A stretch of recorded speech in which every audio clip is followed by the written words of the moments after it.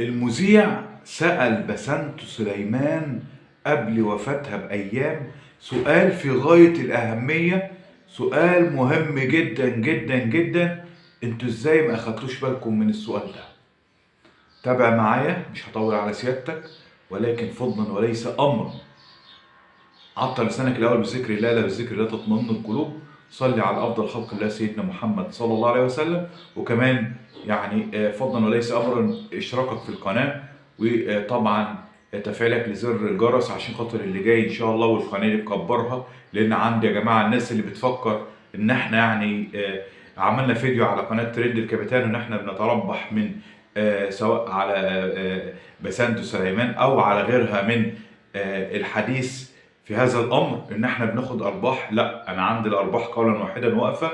فالفيديو اللي بنزله يعني بمثابه ان هو حدث بتكلم عليه مش اكتر، عشان خاطر بس الناس اللي بتتكلم وتقول وتعيد دون وجه حق وما تعرفش الدنيا فيها ايه. دعواتكم لينا كده بصراحه الحال. دلوقتي يا جماعه بسنت سليمان هي عامله حاله من الترند بعد وفاتها، ربنا يرحمها. واحنا قلنا قبل كده محدش يكفر حد، والرحمه جايزه على الحي والميت، ورحمه ربنا وسعت كل شيء. فما ينفعش نقول ان هي اللي عملته ده تقع في رحمه الله او هي خارج رحمه الله. كلنا على بعضنا كده ربنا رحيم علينا، حتى لو ذنوبنا بلغت عنان السماوات والارض. ده قولا واحدا. ولكن بقى نخش في التفاصيل الفيديو دلوقتي. انا لما شفت المذيع بيسأل بسنت، هو انت لو جالك زوج مطلق وعنده اولاد، انت ممكن تقبلي تتجوزيه وتربي له اولاده؟ قولا واحدا هي ردت: لو كان انسان سوي، انسان نظيف، ليه لا؟ اقبله طبعا، وكمان اربي له اولاده. طيب، السؤال ده انا بتوقف عليه، والسؤال ده مهم جدا. الله يرحمها، ليه طالما هي شايفه الحياه بالمنظور ده والموضوع ده وراء الغاز؟ لان الناس تقول لك ايه، ان هي كانت في ضغط كبير جدا، ان هي ادت لي ان هي تزهق بروحها وكلام زي كده. فبالتالي دخلوا سين وجيم في الموضوع، ومين اللي قفل البث المباشر اثناء لما هي كانت فاتحاه. ففي تلميحات انا في غنى عنها. وطبعا القانون المصري النزيه هو قادر على ان هو يعرف في التفاصيل دي مين اللي عمل، مين اللي ضغطها، مين اللي وصلها للمرحله دي. ده مش قصتي، ولكن قصتي في الفيديو ده اللي انا بتكلم على ان بسنت او غير بسنت من بناتنا او من نسائنا المحترمات اللي هي بتشوف ان الحياة ممكن تقف عند حاجة واحدة. يعني خلاص هي انفصلت عن زوجها، ليها بنتين، ربنا يا رب يبارك فيهم، حياتهم ان شاء الله تكون افضل بكتير من وجود امها او امهم او كمان ابوهم في هذا الوقت. ان شاء الله يا رب تكون ثمرة مثمرة او شجرة مثمرة ان شاء الله تغنينا بثمارها ان شاء الله في السنين اللي جايه. ولكن بسنت، انت المذيع سالك سؤال وانت رديتي رد واضح. طب حضرتك يعني رحمه الله عليها، ليه ما عشتيش حياتك بالمنظور ده وكل حاجه رماها ورا ظهرك؟ يعني اتوجعت مره في بدل مره 20 مره. اليأس دايما يا جماعه ما نصدرش اليأس في حياتنا، ما نحطش ان النهايه ممكن تتبني في سطور بسيطه جدا. لا، النهايه لها صفحه كانت فيها اخطاء وفيها حاجات وفيها يعني تعثرات. نقلب الصفحه، نفتح صفحه الى ما لا نهايه. ولكن مش من اول صفحه نقول خلاص الحياه انتهت والدنيا خلاص خلصت على كده. لا، كان في تجربه ونخوض التجربه تاني ونعيش حياتنا. بما انك متطلعه لحاجه زي كده، يعني الناس يقول لك ده هي كان حالتها النفسيه، يعني هي اللي وصلتها لكده. حالتها النفسيه ان هي ما كانتش مدركه باللي هي بتعمله. لا، ده كانت فاتحه بث مباشر وبتشرح كل حاجة وبتحاسبن على كل الناس اللي ظلمتها، وبتعمل يعني مدركة ان هي هتعمل ايه، عارفة ان هي هتعمل ايه. فبالتالي يعني الحالة الصحية اللي كانت فيها، لا هي عارفة هي هتعمل ايه. فطالما الانسان عنده يعني تفكير لو بسيط ان الاذية للغير او النفس حاجة وحشة، حاجة محدش يقبلها، لابد ان الانسان يراجع نفسه.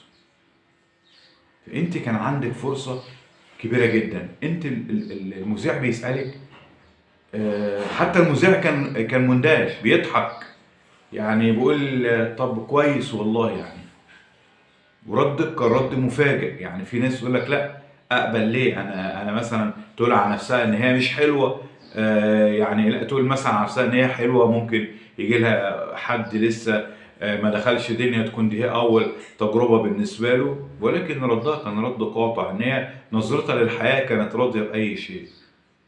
ولكن الرضا طالما هي راضيه باي شيء، الرضا ان انت ترضي باي حاجه، مقدرات او ابتلاءات ربنا سبحانه وتعالى حطها او وضعها عليكي. ولكن احنا خلاص يعني احنا بنقول ان هي خلاص اصبحت خبر كان، ولكن احنا من خلال فيديوهاتنا او من خلال الفيديو ده انا بصحح في اللي جاي سواء اي حد من اخواتنا هيتفرج على الفيديو ده يبدأ هو ينمي عقله ان الحياة مش شرط ان انا اكون في حياتي حصل فيها تعثر حتى لو ضاقت بيا الدنيا، فرحمة ربنا وسعت كل شيء، وفرج ربنا آتي لا محال.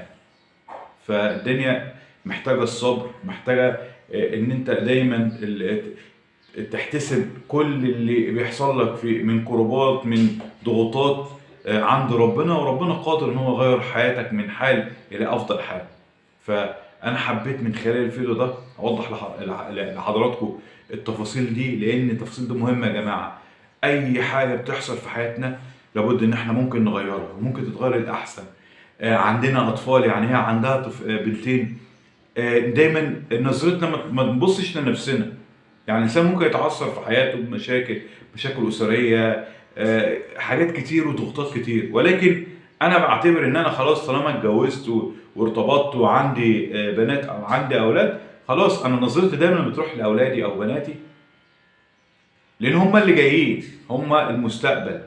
فانا اصبحت ان انا بأدي رساله، بحاول ان انا يعني هي بتقول ايه، يعني خلي بالكم منهم، بتوصي الناس على اولادها.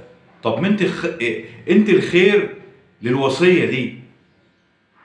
يعني انت طالما عندك الاحساس ان اللي هو الشفقه والرحمه لابنائك، انت اولى بالرحمه والشفقه دي، وان انت تخلي بالك منهم برحمه الله عليها، ربنا يرحمها برحمته الواسعه. ولكن دي يا جماعه رساله للي جاي، رساله لاي حد ممكن تسول له نفسه ان هو يفكر في حاجات زي كده. اسال الله العفو والعافيه، ربنا يهدينا ويهدي حال امه نبينا محمد صلى الله عليه وسلم.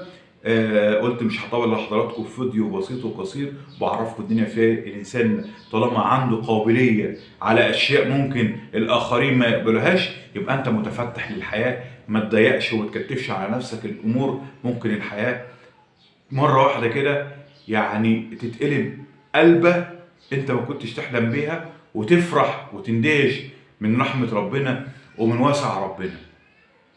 بس كده خلصنا الفيديو بتاعنا، انتظروا في اللي جاي ان شاء الله. اللي جاي في احداث كتيره، وفي يعني بنشوف امور كتيره بتحصل في مجتمعنا وفي بلدنا، وفي احداث البنتين اللي طبعا توفاهم الله في اعياد شم نسيم، عربيه كامله في المحافظه بتاعتنا او بالقرب من قريتنا اتقلبت، وطبعا اللي كانوا فيها ذهبوا الى رحمه الله. في حاجات كتيره وامور كتيره ان شاء الله نتحدث معكم فيها في الفيديوهات اللي جايه. بحبكم في الله، بس بشكركم شكرا جزيلا على حسن الاستماع. منتظر من حضراتكم طبعا دعم القناه وتشجيعها، وتوقفوها ان شاء الله في مكانها، وتكون ليها مكانه ان شاء الله وسط عالم اليوتيوب باذن الله وفضله. اشوفكم على خير، ومع الف الف الف مليون سلام. السلام عليكم.